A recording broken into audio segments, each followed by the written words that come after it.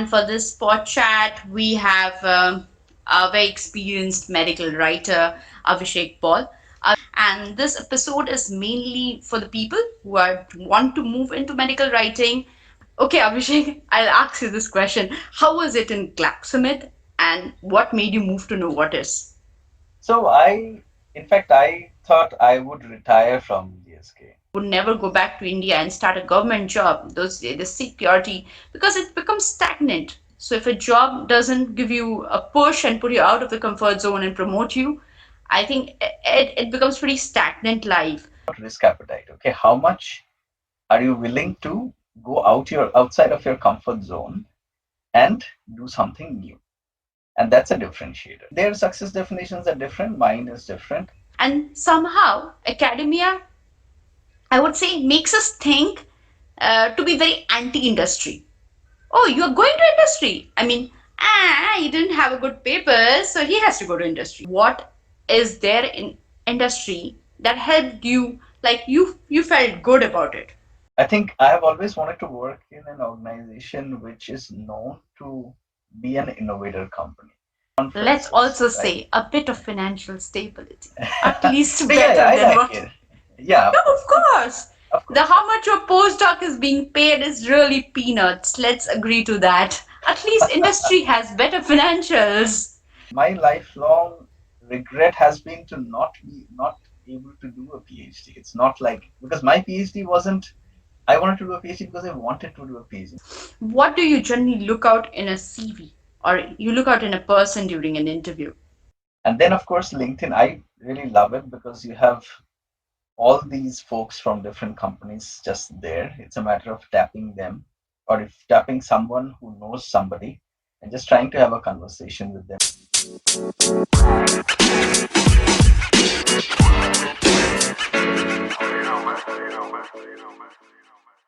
I welcome you all to this August episode of the Bot Chat. And for this Bot Chat, we have a very experienced medical writer, Avishek Paul. Avishek has been in multiple big organization. He has worked with GlaxoSmith, and right now he's with Novartis, and he's the head of the communications at department. And he has been into medical writing for like 15 years, and that's a huge experience that he carries. And also that he has been doing multiple publication works with Novartis and with multiple stakeholders in public health and various other tech firms. He's presently situated in Basel. He's in Switzerland. And this episode is mainly for the people who want to move into medical writing and they don't know how to venture into medical writing. And second thing is like the most beautiful thing is Abhishek doesn't have a PhD. So you don't need to have a PhD to move to medical writing. And I have also covered science writers in this podcast and science journalists. And I want to tell that these things are very different. A science journalist, a science writer, and a medical writer. So I have an experienced medical writer for all of you. And that's Abhishek, who's going to tell us how it is different and how it's an amazing place to be in. Thank you so much, Abhishek, for agreeing to be the part of this podcast. I'm so glad to have you. Thanks, Ashwati. Very, very pleased, and thank you for inviting me to have a chat with you. And I think, I think the when someone thinks about science writing, it's such a wide, broad field. So hopefully, we will be able to capture. Some folks are interested in writing, some folks have other skill sets. So there are other opportunities within science communication which they could explore. So I'm hoping that when you and I discuss this today, we are able to maybe show some more opportunities for folks in general and as well as writing. So, Abhishek, growing up, were you always into science and writing? And were you a science fiction guy who liked to read science fictions? How was it? How did you get into this whole thing of science as a child? Well, I mean, I love reading. There is no doubt about it. I'm from Calcutta. There's a very strong culture of education, but more importantly, I really enjoy reading all sorts of books. I really enjoyed English more than science, I think, for a long, long time. And if I were not doing this, I would probably get into journalism or I was considering law at some point. But what really turned me towards science was more specifically biology. And I thought, as I think our 90% of folks in Calcutta who pick up bio, it's that I want to be a medic. And that's how I started off. That's how. So I think when I eventually got into scientific writing, I didn't really have that depth of understanding of what I was getting into. It was very new in India at that point, and I just thought it sounded much more fascinating where I could still use my English because I enjoyed writing. But also, immunology was a key piece that I really enjoyed throughout my education more than the other subjects. So I just thought when I joined, like you said, GSK vaccines, it was the perfect launch pad for me to learn and to grow. So to answer your question, so it was more reading, and then eventually the aim that maybe I could get into medicine, which didn't pan out, but it did really drive. So let's make it that way. It is a cocktail of your love for reading, writing with your science, and it's a perfect cocktail. It is. English was my escape route when the science got too complex because I think physics bothered me. Chemistry was manageable, so I could live with biology, but you can't get biology just by itself, so it was a challenge. So English was my escape, so I tried to make do with what I could. Yeah. Abhishek, I want to know that you did your microbiology undergrad in Bangalore. After hmm that, who introduced you into the field of medical writing, and how did you know how to move into industry and how this transaction can be? I would like to know about it. Maybe you can tell us more.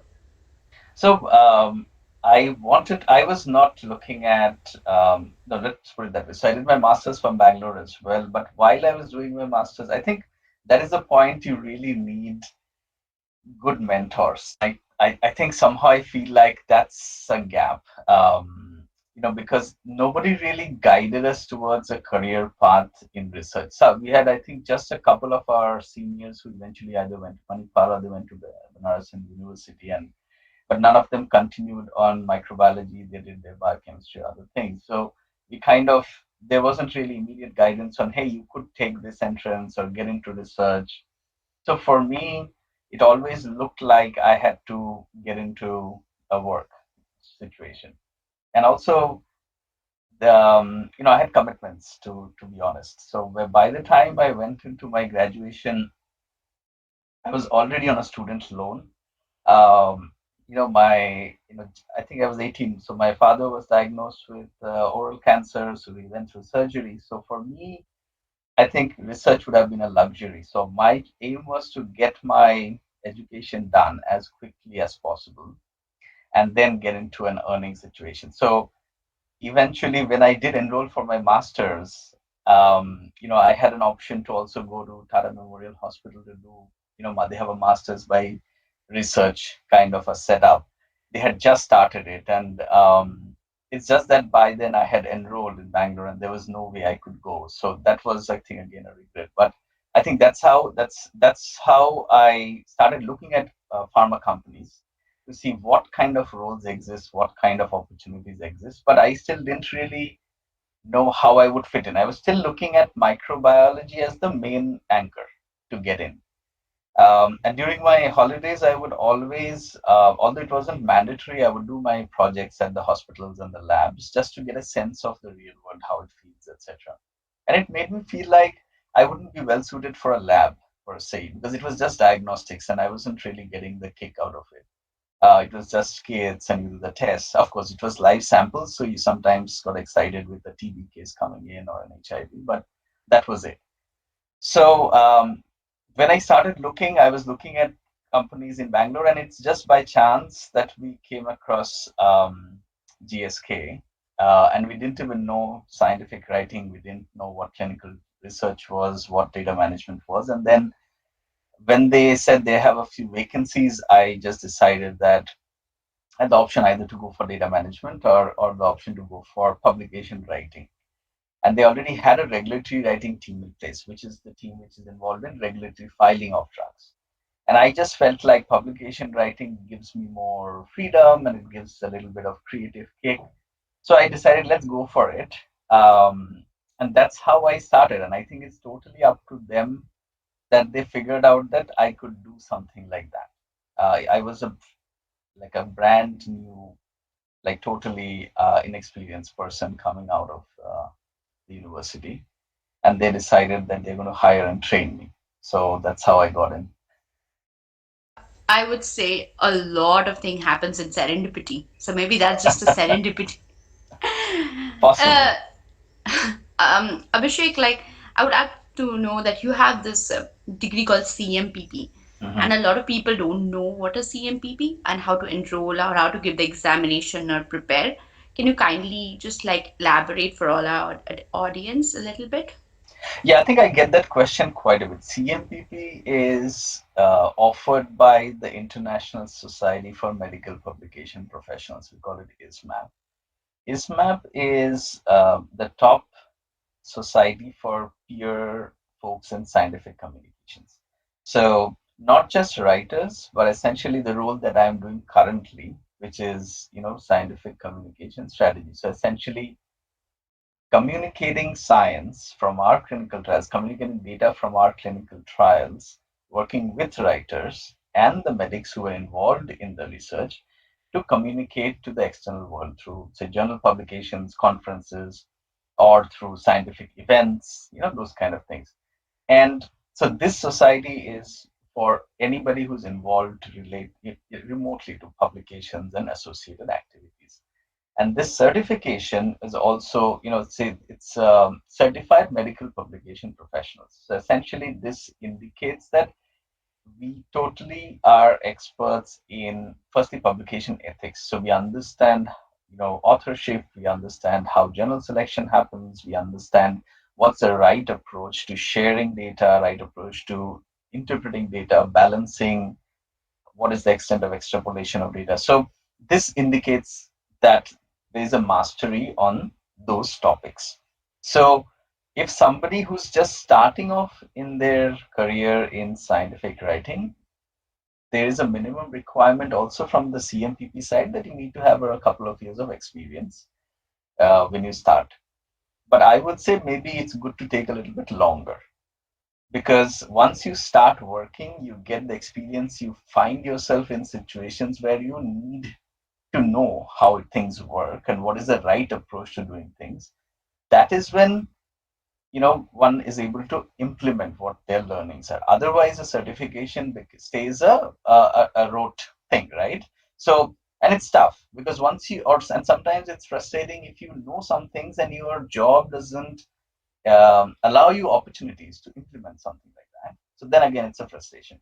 So for me, I would say CMPP is something that you do a little slightly later in a career when you have gotten into scientific writing, especially on the industry side, or if it's a freelancer or an agency, and then you decide that this is what someone you want to do for a long time, then it's worth the investment because it also comes with a certain level of cost, and also there's a recertification required.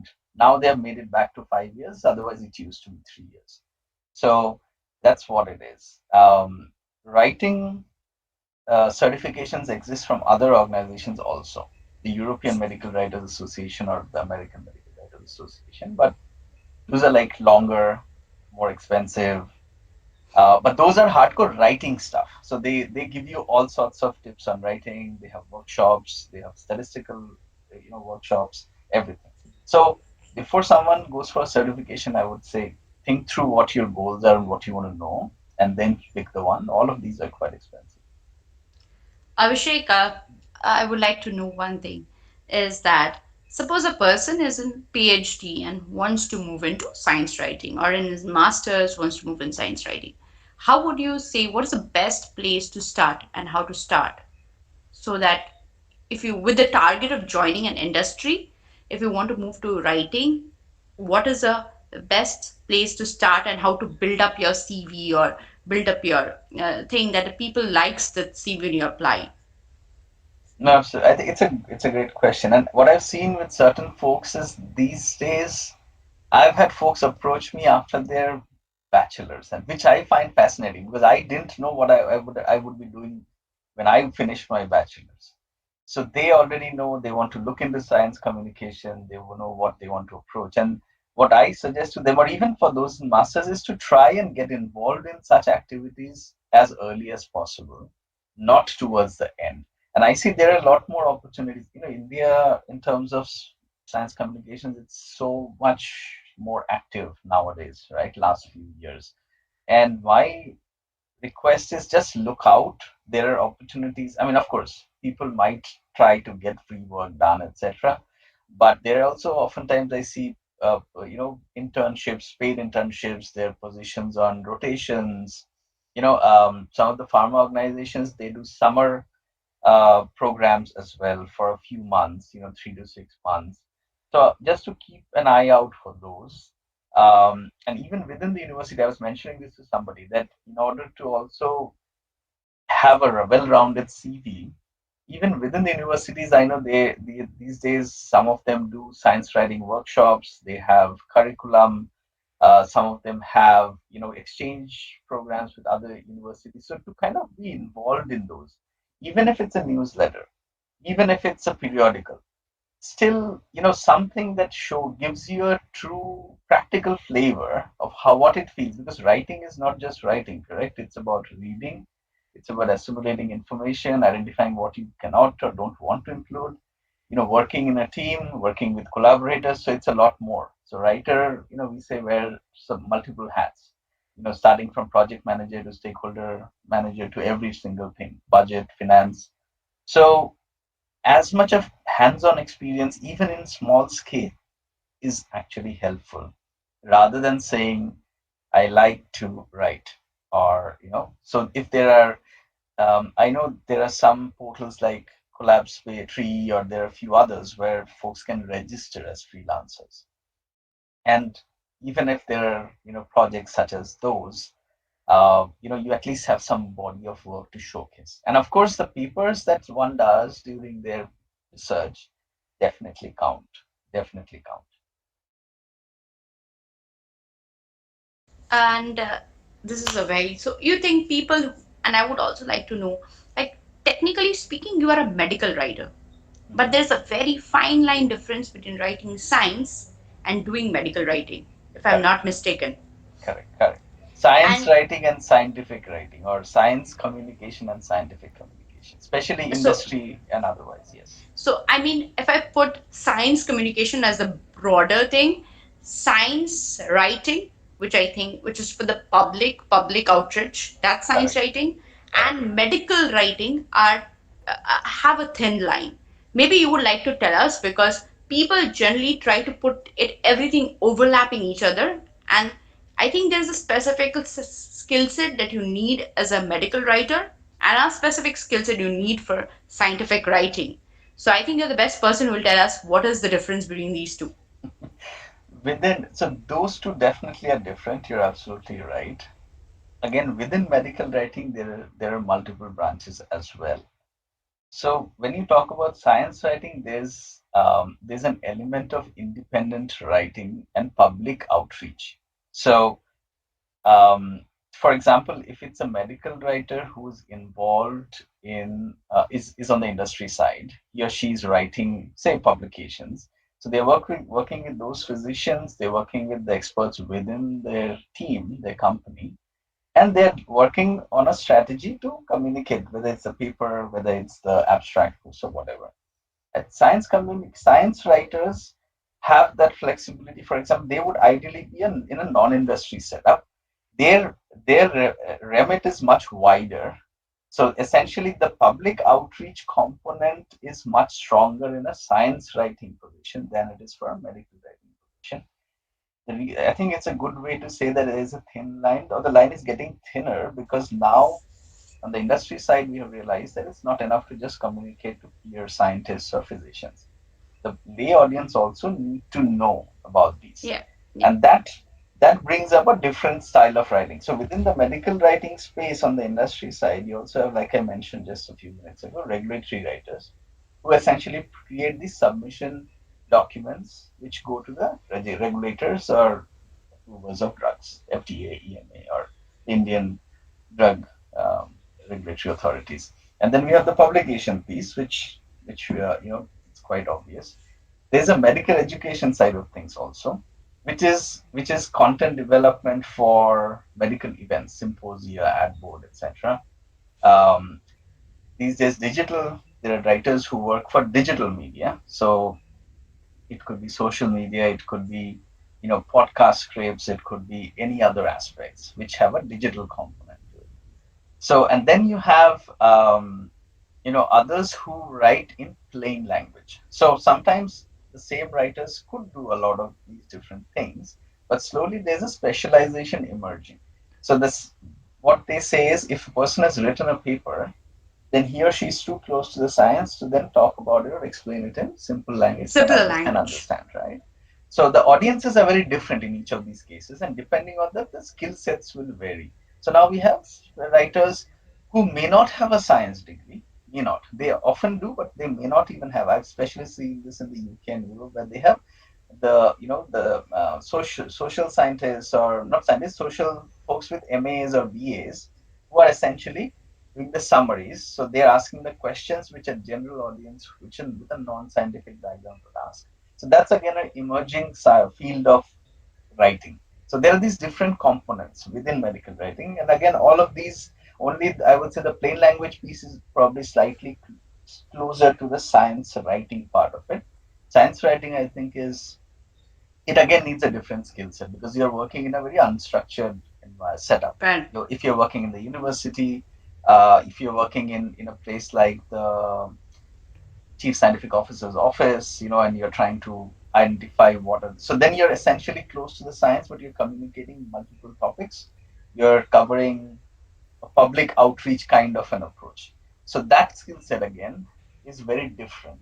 Is very different than what I would say. But are they interchangeable? People can work across. I think it's a matter of, that's why when we hire folks, we are looking at how quickly people can learn. And it's a cliche and unlearn, but the fact is true. So how quickly can you get down from the pedestal of being an author yourself and learn to communicate somebody else's work? It's very important. So I think that, and the ability. So I've done my masters in neuro sciences, or I've done it in a neuron, or I've done it in this particular microorganism.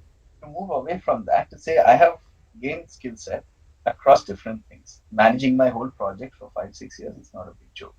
So I can do other stuff. So if someone gets invited to join a team which is doing completely different, for example, cardiometabolic, so it should be that I'm nothing to be worried about.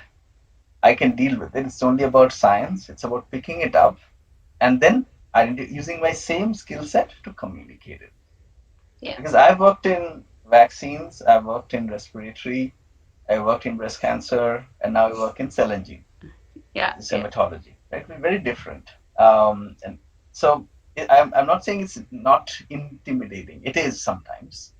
But the idea is that you can work because your skill set in this position is It's your very core. transferable. Yeah.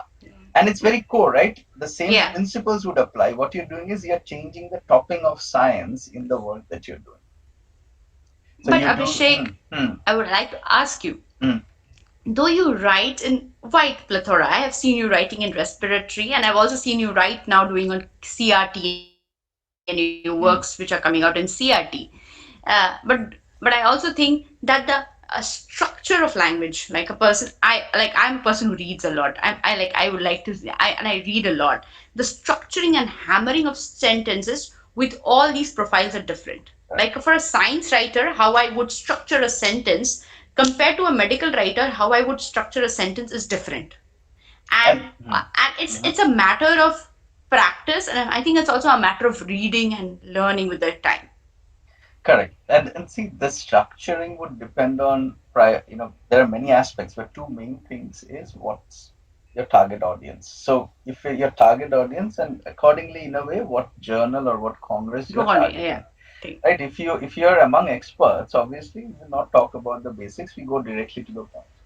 Whereas if it's a more generic journal or it's a Mm. more generic content. So, for example, for my current role, and also I've not work with writers more now than write myself to do things.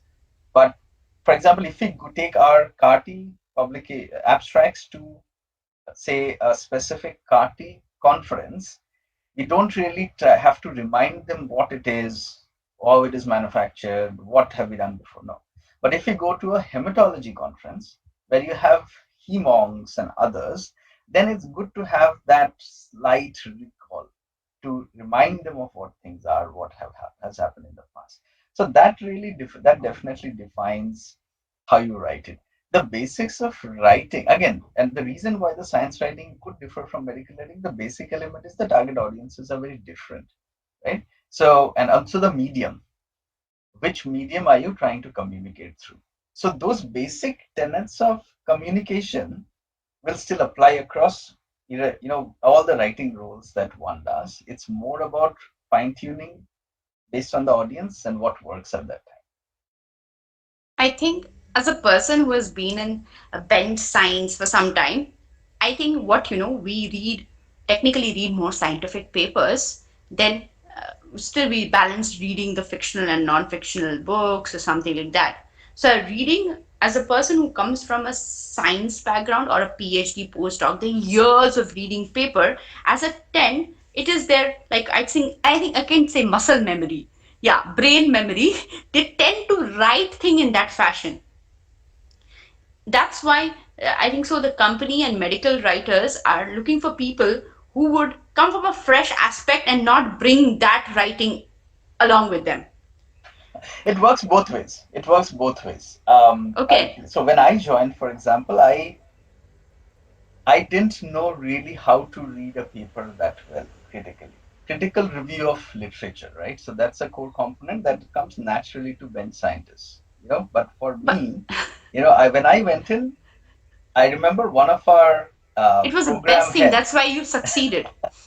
No, no, it was a risk for the organization. I'll tell you because a lot of folks who were already in the regulatory team, they always wondered why they did not get a chance to do publications, and they said what always happens is like for example, bench scientists, if you have read papers and you're writing with a certain style, on the medical writing side, what happens is the source document is a clinical study report. Typically, there could be other sources, but a study report from a study that's written in a regulatory style, very structured. If the same person, and it's very controversial because a lot of people do everything. Okay, they are going to refute me, but I feel like what the logic at that point was, if the same person is writing the paper, it's reading like a mini study report. It is not reading like a paper, the narrative is not coming through, it's not enjoyable, it's still very clinical. And that's why they thought it could help if some brand new people came But in, yeah, look yeah, through. and to give a perspective. Correct, but organizations do hire, and eventually I have hired medics. Lots of teams prefer, in fact, PhDs and postdocs because they feel they've come with a certain ability to understand the science and to Yeah, yeah. communicate science. That's an advantage. So it goes both ways. If some That's why I said if somebody is able to unlearn that part of how they have done things and that's how it has to be done, and says, okay, what's the new way of doing this? I'll use my ability to understand and communicate science, but I'll do it in a way that this role requires, and that's that they are the winners. And that's why it takes I, years. It yeah, takes years. I remember I reading a week long of papers and I was reading a thing. And at the end of the day, when I was writing this. However, however, they had this typical way of adding things and writing in passive voice.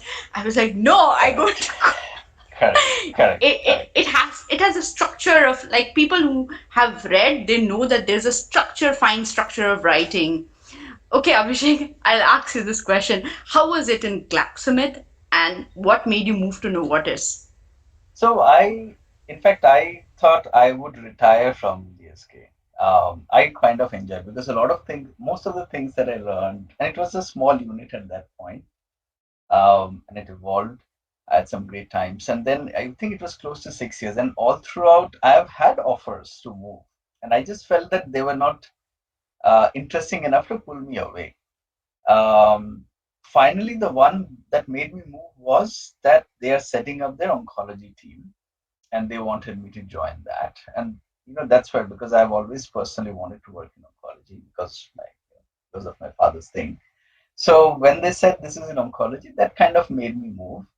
And I mean, consider. not even move. And then, of course, there were other elements to look into that. Okay, it's a relocation across cities, etc. How would it work out? It's a different organization culture. But then I think when I met with the leaders who were hiring, I just felt a certain degree of comfort, and I felt like they really welcomed me. So I just thought, okay, I think it's a good move, and it's all very, it doesn't have to be bitter at all. So I had the same managers who hired me at GSK. I had a chat with them. They said, it's a fantastic opportunity, Abhishek. I think you should take it up. So Yeah, you sh- yeah. So yeah, I mean, it was painful because my wife was there in the schedule, so we cried our hearts out. Everybody, it was horrible. The last 7 days, we felt so sad leaving that place. because you Um, have that yeah, emotional bonding to an exactly, organization. exactly. We just Because can't. yeah, I mean, people in I think now you're in Europe, you understand that people have this very stringent like professional life, personal life, but somehow there is always a gray area. I think that will always be there. yes, it is always there. And also, if it's a good company, it's a good Yeah, organization, you have good organization. people, you have a good set of people around you, and it always, these Yeah, connections are important. So first jobs are also very special. So I special. think that way. But then I moved to Novartis, which was a very different culture. Oncology, was more US driven than Europe Yeah, driven. yeah. So it was again, but this one is GSK vaccines is more Belgium, driven. So I think that difference, etc., happened. But essentially, I thought oncology would be a good field for me to move, and it was a gamble of sorts because I had not worked in oncology. I didn't know anything around oncology. I just done vaccines, observational studies, and stuff. So yeah, I think, but I was confident about my core skills, and I thought I would be able to. So when I joined the team, it was intimidating because, bunch of postdocs. We had somebody from Karolinska, we had somebody from MSKCC medics, and a lot of them were physicians with MDs. And yeah, but it worked out. You just need to find your space. I think the most inspiring thing when I look at you, when I first came across you was the growth you had in Novartis. And I think so I'd really like the organization to see, and also the credit goes to you that you're supremely talented, that you ranked the scale pretty higher. Like they gave opportunities to somebody who was talented. And I would, as a person, I don't like to, I mean, that's a reason I probably would never go back to India and start a government job, those the security, because it becomes stagnant. So if a job doesn't give you a push and put you out of the comfort zone and promote you, I think it becomes pretty stagnant life. So how do you think that Novartis helped you to like grow in this entire process? So again, it's about the leaders, I would say, and I think there are a few things. So it wasn't like somebody did mention to me, I think sometime last year, that you have not been in a role for too long, Abhishek. So how do you do that? So to be honest with you, I don't aim say, oh, it's 1.5 years, so I need to move. Because technically, every organization prefers that a person stays in a role for about 2 years, because it does take around 2 years to really master a role and then move on. But what I feel like, and it's about risk appetite. Okay, how much are you willing to go outside of your comfort zone and do something new? And that's a differentiator, is all I'm going to tell you. Because I moved to Novartis in a few years. I started managing a team. It was very comfortable, obviously, but I never stopped writing, although my role did not demand it. And I started taking up extra projects and initiatives, and that kind of makes you a very known face around people. So you're not going in with the intention of creating a network, but it happens automatically. And then what happens is, when a new role comes up, people are already thinking about you. Um, and then it's up to you whether you want to take that leap. So, for example, from managing a team of around 10 folks, I went back when I joined respiratory. I was joining a different team completely. I was moving from out of oncology, which was very tough for me to decide. I was going back to pharma, and then I was doing respiratory, which I didn't know anything about, and then I was going back to an individual contributor role. So not many people would feel comfortable doing that, because for them, and I have always wanted to be a people manager. Once you're in there, you grow very comfortable because you're doing more of people management, leadership, coaching, etc. So you're like, why do we want to go back and do things by myself all over again? But that's the change you need to take. And then the next role that I took up, just the one before my current role, which brought me to Basel again, it was a very unstructured role. It was a role that was created for the first time on the pharma side, and I some people looked at it as a risk. And I just thought maybe this will allow me to do things that I want to do. I've always wanted to do. And I found a manager, a leader who was like that. So I knew that she would allow me to grow and do things that way. And that is when I actually my outreach externally to Novartis, through the different professional societies or internally on different aspects on authorship, on journal impact factor, how do you find alternatives to that, this whole patient engagement piece, all those started coming out. And she, it kind of helped me, the role helped me navigate the internal um, you know complexities of a big organization. So I don't know if anybody would have, and then it was comfortable. And then I moved to cell and gene, and they asked me which franchise you want. You want to go back to solid tumors? You want to do something else? And I could have said, yeah, let's go back to solid tumors because I'm familiar with that. I think most of the team knows me. But I thought I've not done hematology at all, and I've not done personalized medicine. CAR-T is the epitome of this complexity around it. I thought, okay, let's give it a shot. And I'm not saying that it doesn't put you under pressure situations, etc. But it's just that you feel that the novelty of things is what drives me. That okay, there's something new I can do. There's something innovative that I can bring in. I think if that is what is required. If otherwise, and I'm not saying it is wrong to have been the same role as well. I've known people who have been in roles, grown gradually, very happy and content, very happy I and think content. it's very subjective. Yeah, yeah. I wouldn't define my career path as something that is, I personally feel it has been a steady growth. There Growth. are some who have an exponential growth. But for me, their success definitions are different. Mine is different. For It's example, very personal. yeah, you in a pharma organization, you have different sets of roles, different departments, so you could explore potentially, and growth could be faster. But I chose to stay in scientific communications, and I said I really enjoy this. There is so many things I still don't know, and I want to know more about those. And that's how I stayed within it. So that has a limitation of sorts. But then I did different things, different franchises, and it worked out. Abhishek, I'll tell you something. Coming Mm, from a person who has been like since childhood, like I came from a family of academic researchers who are into academia. For a lot of people, when we go into academia after those preliminary GRE, NET, or whatever, we move to PhD. We somehow see our end goal, our success is teamed with the faculty position. We are trained to think that way because we see our boss and we think we envision ourselves that we will be that. But at the end of a PhD or career, we have eventually find out that okay, we are not made for this cut. Somebody find it out themselves, or somebody find it out very late when they don't have their publication and when they look for job market and they see that we are not made for the job market. And somehow academia, I would say, makes us think to be very anti-industry. Oh, you are going to industry. I mean, he didn't have a good paper, so he has to go to industry. It's somehow there is a kind of reverence. There is not a kind of lot of reverence towards moving to industry. Suppose somebody did a PhD in EMBL and he moved to industry. People like, maybe he didn't get good papers. That is an intern. What am I saying on the face is people are thinking in their mind. Now, coming from a person who has been in industry for 15 years, I know this is a myth, and I would like to ask you that what is there in industry that helped you, like you felt good about it?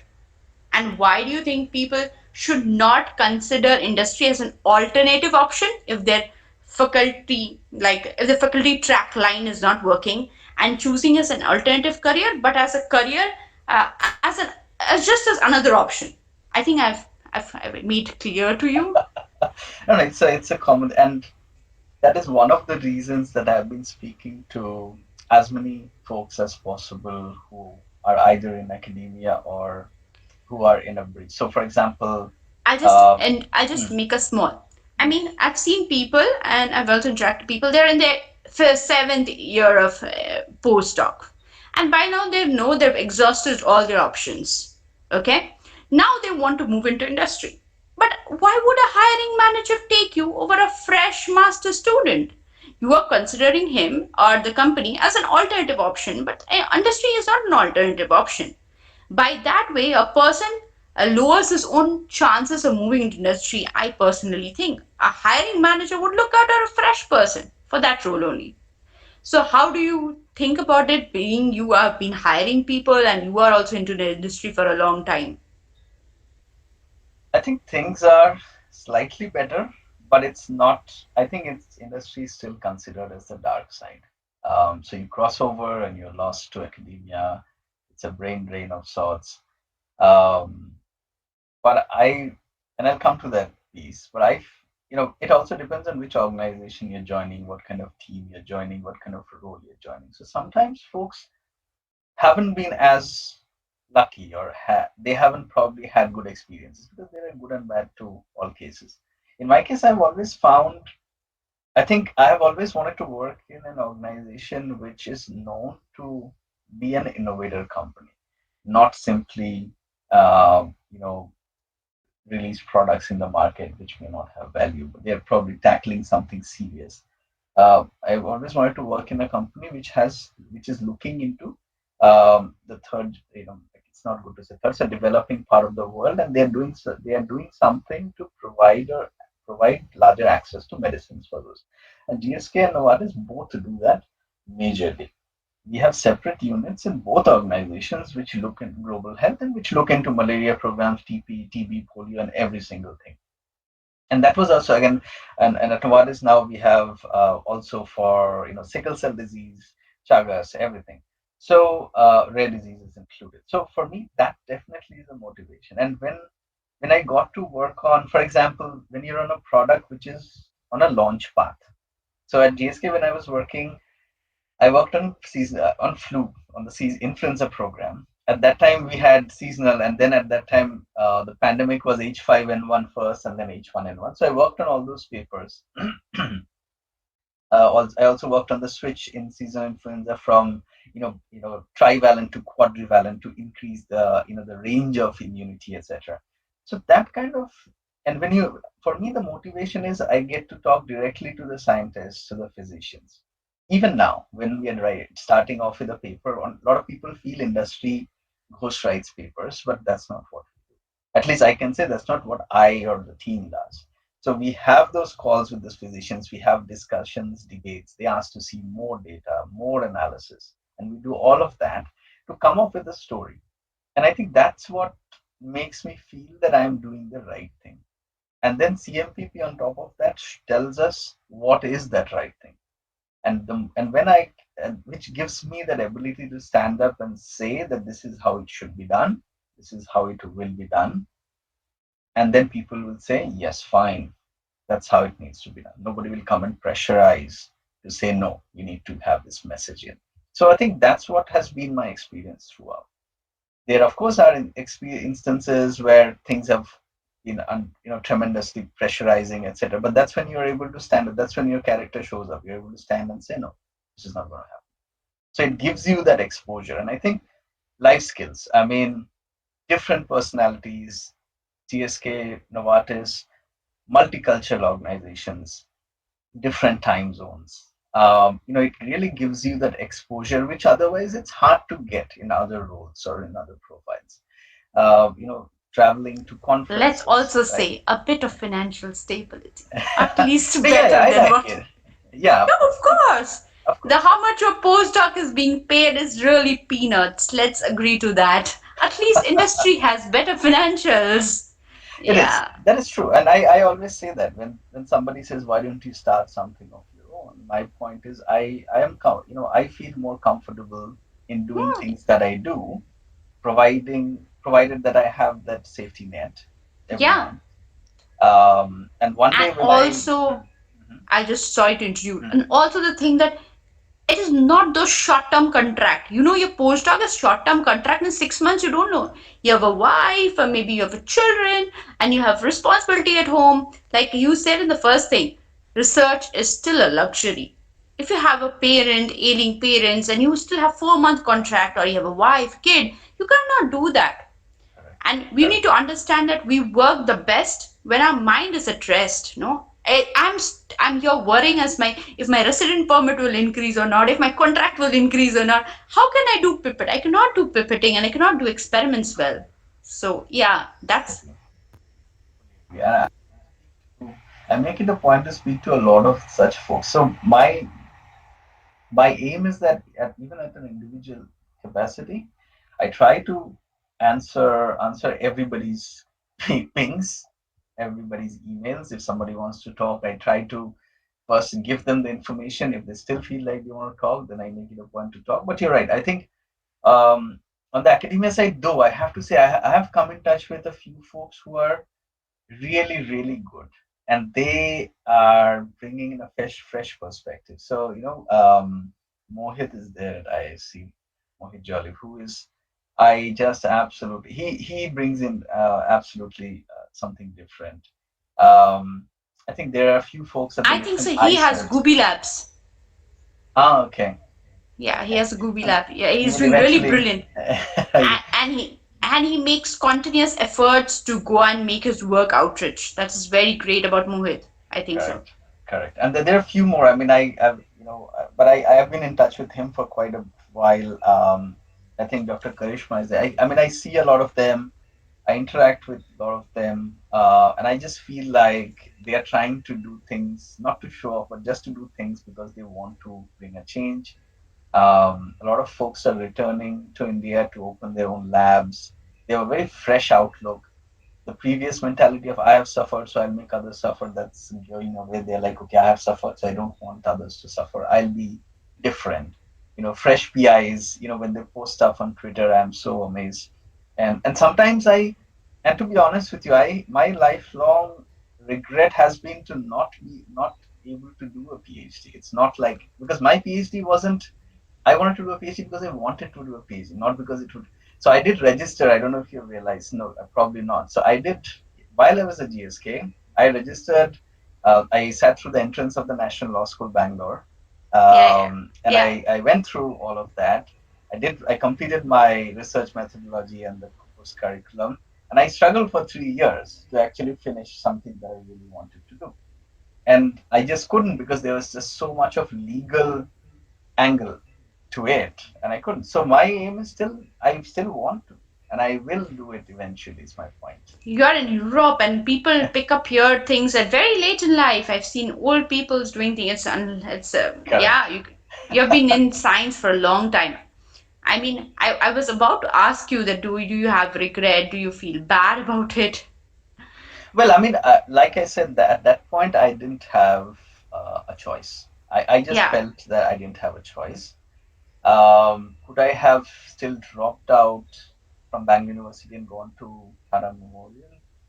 Could have been a completely different career path, which I would have loved. But the organizations I've worked for, you know, definitely no regret. The fact that I got into scientific communications, no regrets, and I'm quite happy with what I am doing. Abhishek, I would ask you that now shifting base from, I think you were in Hyderabad to Basel. I know Basel is a lovely city, but how has it been?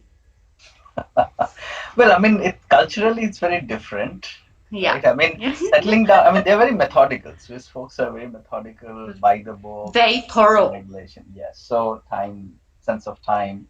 So I think punctual, settling down, overtly yeah, punctual. getting stuff done, all fine. Settling in quite fine. I think and now I think we understand the culture also a little bit. My family knows the language more. I don't know it as much as they do, but um, I So think they Basel has speak evolved. French in your family? No, in Basel it's German. Yeah. So your So family picked up so German? they do quite well. I started and then I just didn't have it in me. I'm not good with languages, but Basel has evolved since I've been coming here for a while, but now the openness, the next generation that's come in, they're taking over. English is quite sufficient for you to do perfectly fine all across the city or even in other places. So culturally, I think we're still it's a tough one, to integrate. So it depends. How much do you want to integrate? What Yeah, all you yeah, yeah. want to do? To Uh, we were never really these party-going people, or never some folks with active social life as a lot of people do. So for us, it's been fine actually. it's It's been just a fine. matter of personal like trade-off, I think. Yeah. Yeah, yeah, yeah. I mean, I've Abhishek, never personally wanted to live outside of India. It's just that when my previous role came up, the travel became so much, and there was just much of logistics going around. So at that point, I felt that it's easier on the family if we move, and that's why we did. and I think so. Switzerland is really good, and like for a lot of reasons, like health Correct, insurance and everything, life standard, everything. It's really great. So I think correct. it's an amazing thing. Abhishek, like what kind of when you really hire a lot of like people into the science com and maybe you've been into this process, what do you generally look out in a CV or you look out in a person during an interview? See, I mean, after coming here, I haven't hired much, but when I've been in hiring roles, um, Or what is Novartis, let's say, when it's in the science communication roles, what do they generally look for? no, I think I'll talk about myself because different people hire with a different approach, right? So for me, it has always been to understand, what this person brings. So I think cultural fit has always been important for me. Is this person going to be able to fit into the team that we currently have? Um, Corporate is a team effort. It's not an individual sport. So it's very important that whoever new comes in is able to adapt. The existing team is able to totally go around and be a champion for somebody who's new coming in. And the second aspect, definitely, like I mentioned, is what is the person, how can I interpret how quickly this person is going to be able to pick up the new stuff? Does this person have that openness to make this switch? Oftentimes people have the openness, they are super brilliant, but also they are looking at the industry again, like you said, as an option. So even recently Yeah, I forwarded a few CVs to my contacts in India, and somebody sent me a note yesterday evening saying, Abhishek, we interviewed the person, um, but from the discussion it came out that she's just looking at this as a fallback option. yeah, And yeah. then in those cases, obviously, for us, it's important because we spend time to train somebody, we spend time to introduce them to the culture. So if we lose a person so quickly, it's not really productive for either the person or for us. So that is something we definitely evaluate. That is this person going to be I will long tell term? you like something very honestly. So when we give a PhD interview or if we give a postdoc interview, they generally tell us what do you want? What do you want out of your PhD? And we are heavily discouraged to say that I want to move to industry or I want to move into science communication. If you're giving a postdoc interview for a big lab and you say I want to move into industry, they are 80% chances they shun you off. So if academia thinks that industry is your second option, or maybe it's a bad option, or it is not a good option, why shouldn't industry also do the same? So I think while the hiring process, this kind of fallback option, I don't know how hiring process takes that. That's it.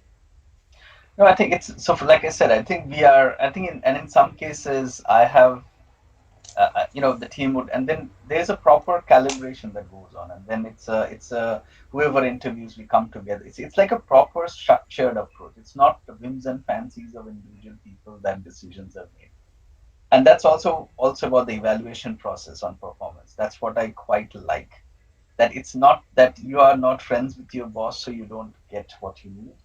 That's not how it's going to work. Or if you have done something wrong, you're on your own, nobody cares, and you're going to face the consequences. It doesn't work. I think there are a lot of these misconceptions around Mm, industry, and it could be in some organizations, I don't know, but the ones that I have been, the two I have been in, it hasn't been the case.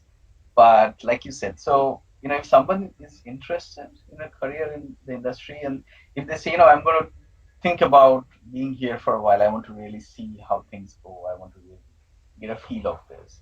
And if you feel that if it's also sometimes worth taking a chance, maybe the person will come in, like it so much that he or she will stay back. And I've done it a couple of times. It works sometimes, sometimes it doesn't. We go completely wrong. It's an interview. How much do you get to know a person?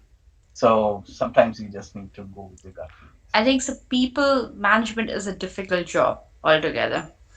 I mean, I've enjoyed it. When I've done it, I've enjoyed it a lot. But yeah, it is definitely tough. Definitely tough.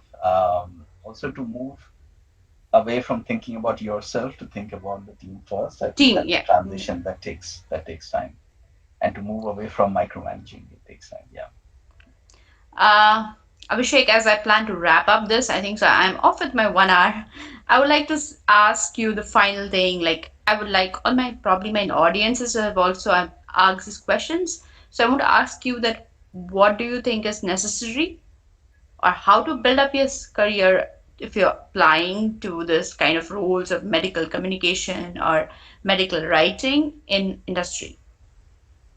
So what I would say is, to start a little bit early, like I said before, not once you're about to finish off with your research, etc. To start a little bit early, start investigating what kind of roles. Like I said, writing has many aspects, scientific communication has other roles as well. So what is it that you could be and this a lot of information now is available openly on the internet, which wasn't the case much earlier. And then of course LinkedIn, I really love it because you have all these folks from different companies just there. It's a matter of tapping them, or if tapping someone who knows somebody and just trying to have a conversation with them to see is there something that comes up.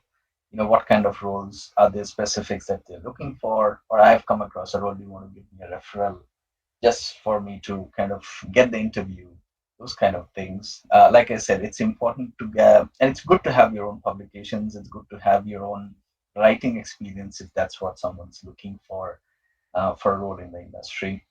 Hands-on experience always is helpful. Rather than I know how to do things, I've done it. I've done it. I think that always works. And also, again, finally, I think the ability to adapt, the mindset shift has to happen. So, and seasoned interviewers can immediately catch if that is not the case, just by a few words here and there. So the idea is that when you come in with that aim that okay, I am serious about these opportunities and I want to be involved, invested, and then yeah, it's going to come through. So it's a matter of just making use of information that's available, your network, and then starting off somewhere. Starting off somewhere. Abhishek, thank you very much for your time. It was great having you. And I think so the my listeners will get to understand how it takes to move into from science writing, from especially if you're into bench to academia or after masters. It is just I don't think so. PhD is a limiting thing which should take you to science writing. It's just that you should have a flair for writing and the skills. And it was great talking to you. I wish you all the best for all your future endeavors. And may you have a lot of fun in Basel. The summer is really great in Switzerland. Thank you, Shashwat, and thank you, Bandhan. No, it was really my pleasure. Thanks for inviting me. Thanks for considering. Hope you loved the episode. Subscribe to our show and see you next Saturday.